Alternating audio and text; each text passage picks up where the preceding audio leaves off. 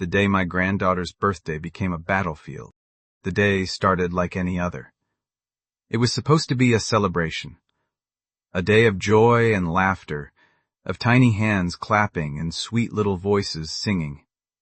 I had been looking forward to this moment for months. My granddaughter Lily was turning 5, and for a man my age, there is no greater joy than seeing the smile on a grandchild's face. It's a feeling that fills the cracks in your soul. The ones that life and its hardships have carved out over the years. The ones that grief and loneliness have deepened with every passing season. But what I didn't know, what I couldn't possibly have anticipated, was that this innocent little party was about to become the stage for the most devastating betrayal of my life. And man who had built his entire existence on trust and integrity, a man who had believed in the goodness of family above all else, was about to have my world shattered into a million pieces. It had been 8 months since I had seen Lily. 8 long, agonizing, soul-crushing months. It was the longest we had ever been apart, and every single day felt like a year.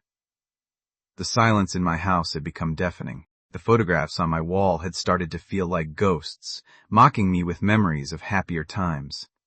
I would sit in my armchair by the window, watching the neighborhood children play, and my heart would ache with a longing so profound it physically hurt. My son Daniel had been distant lately, so distant that I barely recognized him anymore. His phone calls were shorter, his voice clipped and hurried. His excuses for not visiting grew flimsier with each passing week. Work is busy, Dad. The kids have activities. Rachel needs me at home. He always seemed busy, always wrapped up in his own little world, and I was slowly being pushed to the margins of his life. I knew that was part of life, of course. Children grow up. They build their own lives, their own families, their own priorities, and their parents often become secondary, sometimes even invisible.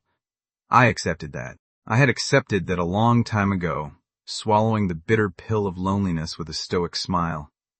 But Lily was different. Lily was my sunshine, my little spark of joy, the only one who could make my heart feel light again. I remember the last time I saw her. She was wearing a little pink dress with butterflies embroidered on the skirt, the one she had picked out herself at the mall, so proud of her choice. She had just learned how to read her name, and she was absolutely bursting with pride. She had shown me her crayon drawing of a house with a big green yard and stick figures holding hands. She pointed to the house and said with such earnest innocence, "That's your house, Grandpa, because you have the biggest yard and the best garden." And she had a garden of her own, she explained, her little face serious with importance. A tiny patch of dirt near the back door where she was growing sunflowers. She made me promise to come see them when they bloomed. That was Lily pure and innocent and full of love, untouched by the cynicism and bitterness that seemed to creep into so many adult relationships. She was the one person in this world who loved me without conditions, without expectations, without judgment. And I had been denied her for 8 months. I got the invitation a month ago. It was a simple card pink, with glittery letters spelling out Lily's 5th birthday. But it was enough. It was everything. It was a lifeline thrown to a drowning man. Daniel had texted me the address, a house in the suburbs that I hadn't seen before. They must have moved recently, and he hadn't told me. That stung. A sharp, unexpected pain that pierced through my excitement. But I pushed the feeling aside. Maybe he was just busy. Maybe he was proud of the new house and wanted to surprise me. Maybe this was a new beginning. I decided to focus on the positive. I was going to see my granddaughter. That was all that mattered. That was the only thing that had kept me going through the long, empty months. For weeks, I planned the perfect gift. I had bought her a beautiful little locket, a small gold heart with a tiny picture of me and her grandmother inside. It was her grandmother's locket, actually, the one she had worn every single day until she passed, the one she had clutched during her final moments whispering my name.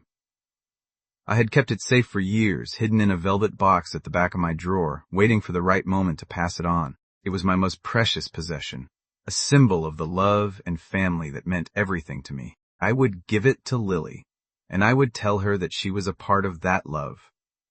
A continuation of a story that had started long before she was born. A link in an unbroken chain that stretched across generations. I didn't ask about the guest list. I didn't even ask about the logistics. I was too excited, too blinded by hope. I told my friends I was going to spend the day with my granddaughter, and I saw the envy in their eyes. I told myself that the distance and the silence were just phases, that this was a new beginning, that my family was finally coming back to me. The day arrived, and I woke up with a joy I hadn't felt in years. I put on my best shirt, the one with the small checkered pattern that Lily always said she liked, the one she would run her little fingers over and declare, "Soft, Grandpa." I polished my shoes until they gleamed. I combed my thinning hair and trimmed my beard. I looked in the mirror and saw a man who, despite his years, despite his losses, despite everything life had thrown at him, was still full of hope.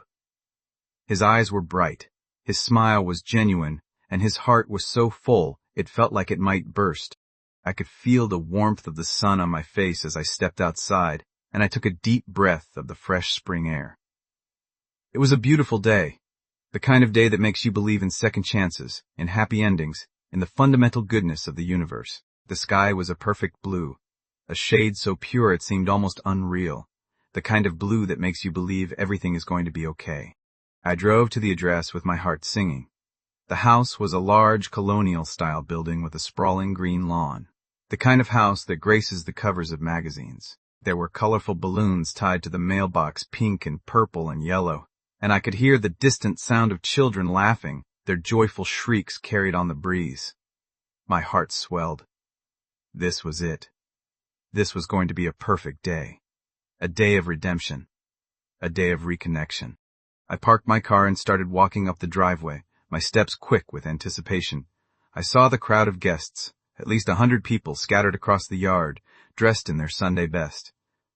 It was a lavish party, the kind of extravagant event that my daughter-in-law, Rachel, always loved to throw. She was very particular about appearances, always wanting everything to be perfect, to look like a picture from a magazine. I always thought it was a bit excessive, a bit performative, but it wasn't my place to say anything. It was their money, their house, their life.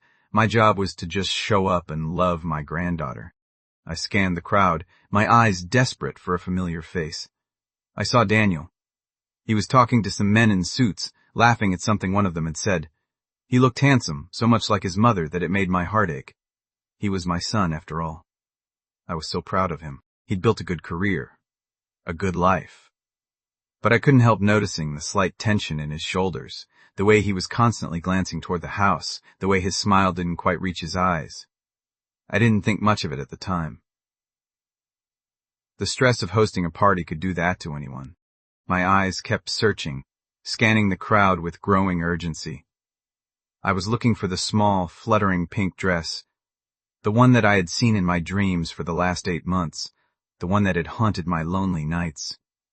I was looking for Lily, and then I saw her. She was by the bouncy castle, a magnificent, inflatable structure that towered over the children. She was wearing a beautiful, sparkling white dress, like a little princess from a fairy tale. She had a crown of flowers on her head. Real flowers, tiny roses and daisies woven together. And she was laughing with her whole body, her head thrown back, her arms spread wide. The sound of it was like music to my ears, a symphony of pure, unadulterated joy. It was the most wonderful sound in the world. She was chasing a little boy, her little legs pumping fast, her blonde hair flying in the wind like a golden banner. She was so beautiful, so alive, so utterly perfect. My heart ached with love, a love so fierce and powerful, it almost brought me to my knees. Tears welled up in my eyes, blurring my vision. I couldn't help it. All the distance, all the missed calls, all the loneliness of the past 8 months melted away in an instant, dissolved by the sheer radiance of her presence. I felt a surge of pure, unadulterated joy, the kind of joy that makes you believe in miracles. I started walking toward her, faster and faster, my old legs carrying me with the speed I hadn't possessed in years. I could see her face clearly now, those rosy cheeks, that button nose, those eyes that sparkled like sapphires. She looked up, scanning the crowd, and then she saw me. Her eyes widened. A huge smile spread across her face, a smile so bright it could have lit up the darkest room. "Grandpa," she screamed. The sound pierced through the noise of the party like a beautiful bell. like a lifeline thrown across the chasm of separation. She dropped the little boy's hand and started running. She was running toward me, her arms outstretched, her dress billowing behind her like wings. It was the most beautiful thing I had ever seen. A vision of pure, unconditional love. She was running to me. She remembered me. She still loved me. I knelt down, opening my arms wide to catch her, my heart bursting with emotion. This was the moment I had been waiting for, the moment I had dreamed of during all those long, lonely nights. This was the feeling I had been craving, the warmth of her embrace, the weight of her little body against mine, the sound of her voice calling my name. And then, just as she reached me, just as her little arms were about to wrap around my neck, I felt a sharp, violent shove from behind. It was so sudden, so unexpected, that I had no time to brace myself. My body lurched forward. My glasses flew off my face, spinning through the air like wounded birds. I heard a clatter as they skidded across the grass, and then I was falling, my world tilted, spinning crazily, and I saw the ground rushing up to meet me.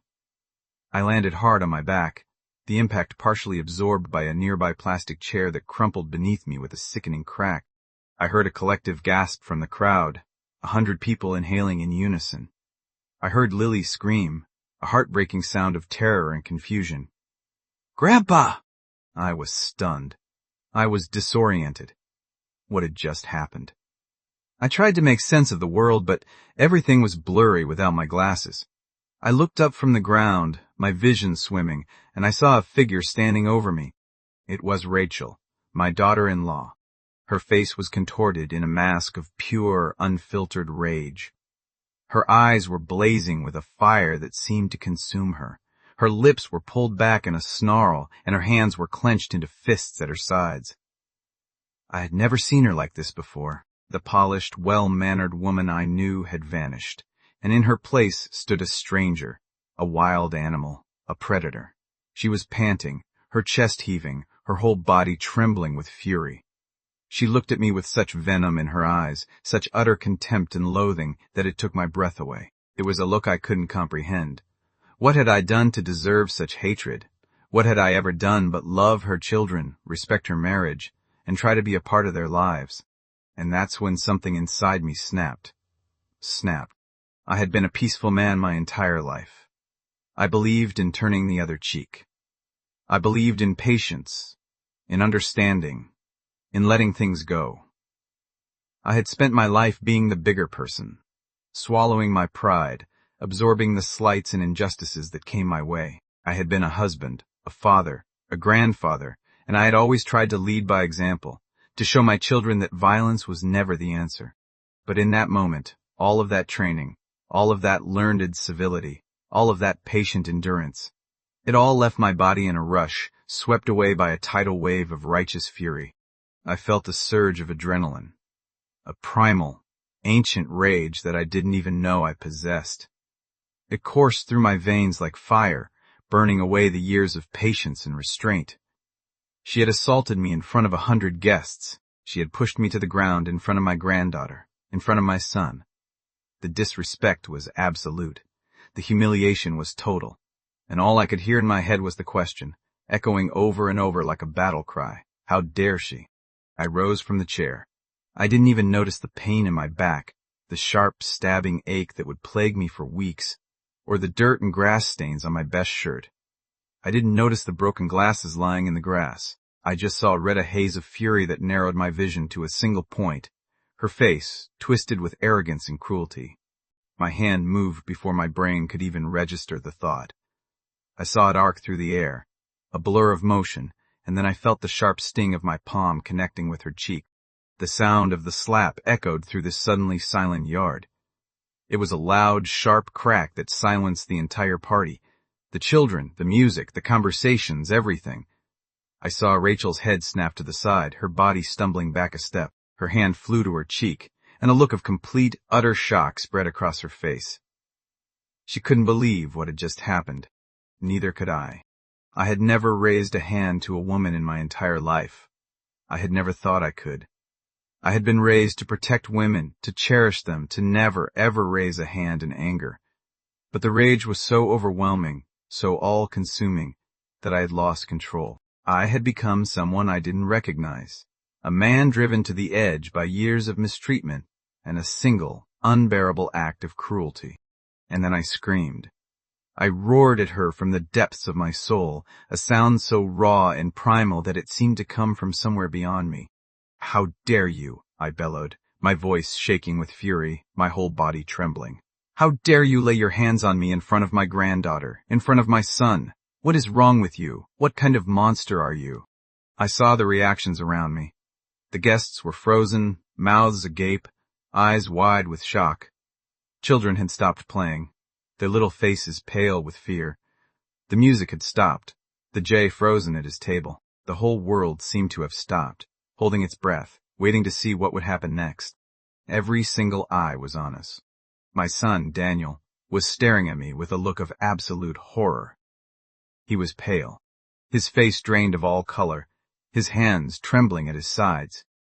He looked like a child who had just seen a monster, and, in a way, he had. He had never seen his father like this. He had never seen me lose control, never heard me scream, never watched me strike someone. I could see the confusion in his eyes, the desperate need to understand what was happening, the struggle to reconcile the gentle father he knew with the furious man standing before him. But I couldn't stop. The floodgates had opened, and all the years of pain, all the years of neglect, all the years of swallowing my pride and accepting my place on the margins of their lives, it all came pouring out. Rachel was screaming now, her composure shattered. Tears were streaming down her face, but they weren't tears of remorse or regret. They were tears of rage and humiliation. "He hit me!" she shrieked, clutching her reddening cheek. "Did you all see that? He hit me! This is assault!" "I'll have him arrested. I'll have him put away." But her tears didn't move me. They didn't fool anyone. The guests' eyes weren't on me. They were on her. They had seen what happened. They had seen her sprint across the lawn, her face twisted with fury. They had seen her shove an old man to the ground with brutal force. They had seen the unprovoked attack, the senseless cruelty, the complete lack of humanity. Her tears were just a performance, a last-ditch attempt to manipulate the situation, to turn the crowd against me. I could hear the murmurs beginning to ripple through the crowd like waves. "What is she doing?" I heard someone whisper. "That was unprovoked. He's an old man." "Did you see her face? She was so angry." She pushed him in front of the little girl. The sympathy was with me. It was with the man who had been knocked to the ground on his granddaughter's birthday, the man who had been publicly humiliated, the man who had been denied the embrace he had been craving for 8 long months. My heart was pounding so fast I could barely breathe. I could feel my hands shaking, my whole body trembling with the aftermath of adrenaline. I looked at Rachel, and I saw something shift in her eyes. A flicker of panic, of realization. She was a master manipulator, a woman who had spent years perfecting the art of deception. But she had no control over the visual truth that had just played out before 100 witnesses. This was a game she had lost before it even began. But I was just getting started. It was in that moment, as I looked into her panicked eyes, as I saw the mask of control finally slip, that I made a decision. It wasn't an impulsive decision. It was the most calculating, most deliberate decision of my life. I wouldn't just fight her in this yard.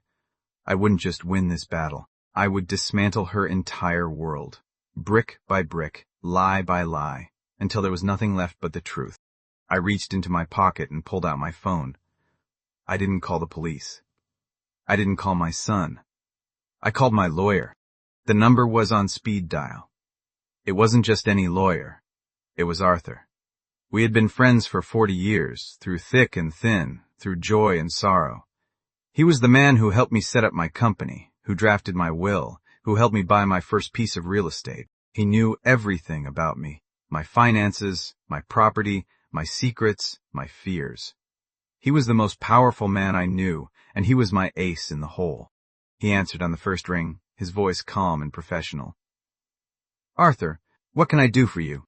"Arthur," I said, my voice cold and steady, a stark contrast to the screaming and chaos around me. "I need you at the property on Hemlock Lane. Immediately. And Arthur, bring the deeds. Bring all of them. I didn't even wait for him to ask questions. I just hung up. I knew he would come. He always did. He was the one person in this world I could count on without reservation. The next few minutes were surreal. The party was still frozen, the guests rooted to the spot, unable to look away from the drama unfolding before them. Rachel was trying to compose herself, dabbing at her eyes with a tissue that seemed to appear from nowhere. Daniel was just standing there, shell-shocked, trying to figure out what to do, his eyes darting between me and Rachel like a trapped animal. I didn't look at him. I couldn't. If I looked at him, I might break.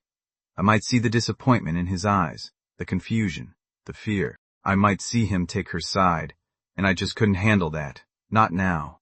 Not ever. I stood my ground. I didn't move from the spot where I had slapped her. I just waited, my eyes fixed on the driveway, my heart pounding in my chest. The seconds stretched into minutes, each one an eternity. Then, 5 minutes later, a sleek black car pulled up in front of the house. Arthur stepped out, a picture of authority in his perfectly tailored suit. He was tall and silver-haired, with the kind of presence that commanded attention. He walked through the crowd with an air of purpose, his briefcase in hand, and people parted for him like the Red Sea. He walked right up to me, his eyes taking in the scene, the crumpled chair, the broken glasses, the tension in the air. He didn't ask questions. He just waited. "Arthur," I said, my voice low and dangerous, "they are no longer welcome in this house. I want them out. All of them." I saw Rachel freeze. Her face went white, the color draining from her cheeks in an instant. "What are you talking about?" she stammered, her voice trembling. "This is our house. We bought it. We have a mortgage. This is our home." Daniel stepped forward, his face a mask of confusion and desperation. "Dad, what is going on? Please, let's just talk about this. Let's go inside. We can work this out. Whatever this is, we can fix it." But I ignored him. I looked at Arthur, my eyes blazing with cold fury. Arthur gave a curt nod. He reached into his briefcase and pulled out a thick stack of legal papers, bound with a red ribbon. He held them up for the crowd to see, his voice booming across the yard. "Ladies and gentlemen," Arthur announced, his voice carrying the weight of absolute authority, "I have in my possession the original deed to this property, a deed which, as of 5 minutes ago, was reaffirmed by our office. This house was purchased by my client, the grandfather, in 2010. The deed is in his name, and it has always been in his name. It was never transferred to Daniel or Rachel. It is, and always has been, his property." The crowd gasped, 100 voices inhaling in unison. I saw Daniel's face drain of all color. He looked like he'd been punched in the gut, his eyes wide with shock, his mouth hanging open. "What?" he whispered, his voice barely audible. He looked from me to Arthur, his eyes desperate for an explanation. That can't be right. We got a mortgage. We've been paying for this house for years. We've put so much money into it. We have receipts. We have paperwork." "You have been paying your father rent, Daniel," Arthur replied calmly, his voice gentle but firm. "You have been paying him mortgage payments, which he has generously been using to maintain the property. The legal ownership, however, has never changed. The title is clear. The house has always belonged to your father." Rachel looked like a trapped animal. Her eyes were wide with panic, darting from face to face, searching for an ally, for someone to save her. She knew what this meant. She knew she had been living in my house, sleeping in my bed, eating at my table, hosting parties in my yard, all while treating me like dirt. She knew she had just assaulted the owner of the home she was standing in. She was finished. "You can't do this," she shrieked, her voice cracking with desperation.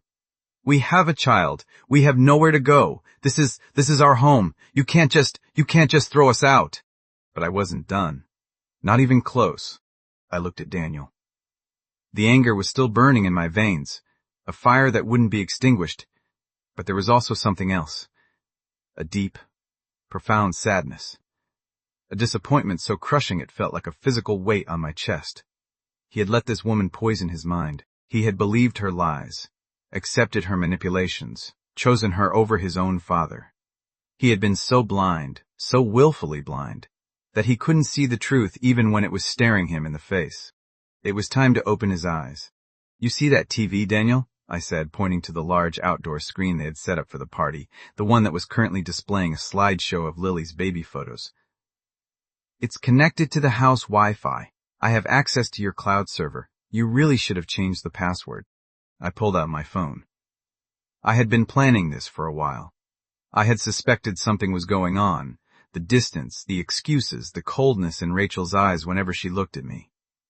I had hired a private investigator, a retired police detective named Harris, and what he found was gut-wrenching. I had the evidence on my phone, and I was ready to show the world. I tapped the screen, and the video began to play on the large outdoor projector. The image was crystal clear, projected onto the screen in high definition. It was a security camera feed from inside the house, the living room, the kitchen, the hallway. The timestamp showed dates and times over the past 6 months, while Daniel was at work. There she was, Rachel, on the couch, and she wasn't alone. A man, a different man, was sitting next to her, his arm draped around her shoulders. The man was her ex-boyfriend, the one she had told Daniel she had cut ties with years ago. I saw them laughing together, sharing a bottle of wine. I saw them kissing, their lips locked in a passionate embrace. I saw them moving upstairs, their bodies pressed together, his hand on her back, her fingers entwined with his. I saw everything. The camera followed them into the bedroom. The footage was graphic, explicit, undeniable. The betrayal was laid bare in high definition for everyone to see. The crowd watched in stunned silence. 100 people frozen in place, their eyes glued to the screen. The lies were destroyed. The manipulation was exposed. Rachel's carefully constructed world was crumbling before our eyes. Daniel stared at the screen, his face a mask of horror. I saw the exact moment the truth hit him, the moment the pieces finally fell into place, the moment the scales fell from his eyes. His face crumpled, his features collapsing into an expression of utter devastation. He looked like he was going to be sick, his hand flying to his mouth, his body swaying. He had defended her. He had believed her lies, accepted her excuses, chosen her over his own family. He had pushed his father away because she told him to, and now, in front of all his friends and family, he was being forced to see the truth, a truth so brutal, so devastating, that it would change everything. How long, he whispered, his voice cracking with pain. How long has this been going on? I didn't answer. I didn't need to. The video spoke for itself. Rachel was screaming now, her voice rising to a fever pitch. Turn it off. Turn it off. You can't do this. This is illegal. This is an invasion of privacy. But it didn't matter. The crowd had turned on her. They had seen her push an old man. They had seen her lie. They had seen her cheat, betray her husband, destroy her family. No one was buying her drama anymore. Her tears were a sign of defeat, not innocence. I walked over to Daniel. I put my hand on his shoulder, and I felt him flinch. A reaction that broke my heart. He was ashamed. He was embarrassed. He was shattered. But he was still my son, and I would never abandon him. Son, I said, my voice quiet and hoarse, heavy with emotion. She is not allowed in this house anymore. Neither of them is. They have 30 minutes to pack their things and get out. I looked around at the guests. The party was ruined, the joy replaced by shock and sorrow. I could feel the weight of their stares, the pity in their eyes, the judgment hanging in the air. I wasn't proud of what I had done. I wasn't proud of slapping Rachel. It went against everything I believed in. I wasn't proud of the destruction I had caused, the humiliation I had inflicted. But I was proud that I had protected my granddaughter. I was proud that I had stood up for myself. I was proud that I had shown everyone the truth, no matter how painful it was. Daniel just nodded. He was broken, his spirit crushed by the weight of the betrayal. He couldn't speak. He just walked into the house, leaving his wife behind, his shoulders slumped, his steps heavy. He was going to start packing. He was going to have to deal with the fallout, to face the reality of his shattered marriage. Rachel was left standing in the yard alone, surrounded by people who now looked at her with nothing but disgust. Her mask was gone, her illusions shattered. She had lost her husband, her home, and her reputation in less time than it takes to make a cup of coffee. She was utterly defeated. I looked around the yard. The bouncy castle was deflating, its cheerful colors sagging. The cake was melting on the table, the icing running in sugary rivers. And Lily, my sweet, innocent Lily, was standing by the corner of the house, hugging her knees to her chest. She was crying, her little body shaking with sobs, her face buried in her hands. My heart broke all over again. This wasn't the memory I wanted her to have of her 5th birthday. This wasn't the day I had dreamed of. This was a nightmare, a tragedy, a wound that would take years to heal. I walked over to her. I knelt down, my old knees protesting, and I held my arms out. "Come here, Lily," I said softly, my voice thick with tears. She ran into my arms, burying her face in my chest, her little body trembling. She was so small, so fragile, so innocent. I held her tight, feeling her tears soak into my shirt, feeling her heart pound against mine. I rocked her gently, whispering soothing words, trying to calm her fears. "I'm so sorry, Grandpa," she whispered, her voice muffled against my chest. "I didn't mean for anyone to be mean to you. I didn't want you to get hurt." "It's not your fault, sweetheart," I said, stroking her hair, my own tears streaming down my face. "It's not your fault. None of this is your fault. You didn't do anything wrong. You are perfect. You are so perfect." I held her for a long time, not wanting to let go. I never wanted to let go again. I had lost so much time with her, so many precious moments stolen by Rachel's cruelty and Daniel's blindness. I wasn't going to lose any more. Eventually, Arthur came over. His face was solemn, his eyes filled with sympathy. "The police are on their way," he said quietly. "For her," I nodded, not taking my eyes off Lily. "Good. I want her gone. I want her out of our lives forever." As I watched the police car pull away with Rachel in the back seat, I felt a profound sense of emptiness. I had won the battle. I had exposed the lies, reclaimed my home, protected my granddaughter. But the war had cost me so much. My son was shattered, his heart broken. My granddaughter was traumatized, her innocence stolen. My family was broken, scattered like glass on the floor. It was supposed to be a happy day. Later that evening, after the guests had gone, after the police had left, after the silence had finally settled, Daniel and I stood in the empty yard. We didn't say anything for a long time. We just looked at the mess. The scattered chairs, the torn decorations, the trampled grass. It looked like a battlefield, a monument to a war that should never have been fought. Finally, Daniel spoke. His voice was raw, hoarse from crying. "I'm sorry, Dad," he whispered. "I'm so sorry. I should have seen it. I should have believed you." He didn't need to say anything else. I knew he was sorry. I knew he felt like a fool. I knew he had let me down, and the weight of that failure was crushing him. "We're going to get through this," I said, my hand on his shoulder. "Together, we're going to heal. We're going to rebuild. We're going to be a family again." We stayed there for a while longer, father and son, united in our grief and our hope. And slowly, the sun began to set, painting the sky in shades of gold and crimson. A reminder that even after the darkest days, light returns. I had lost my son for a while, but I got him back. I lost a daughter-in-law, but I had never really had her. She was always a stranger wearing a mask. And I had my granddaughter. She was the one shining light in the darkness, the one who reminded me that love endures, that family endures, that hope endures. It took a long time to heal. The betrayal wasn't just Rachel's. It was the distance, the lies, the blindness, the years of neglect that had slowly eroded our relationship. But the story didn't end there. It was a war we won by being patient, by being strong, by refusing to give up on each other. Rachel is long gone now. She tried to come back, of course. She had her lawyer's call, tried to get a settlement, tried to manipulate Daniel one last time. But she didn't have a leg to stand on.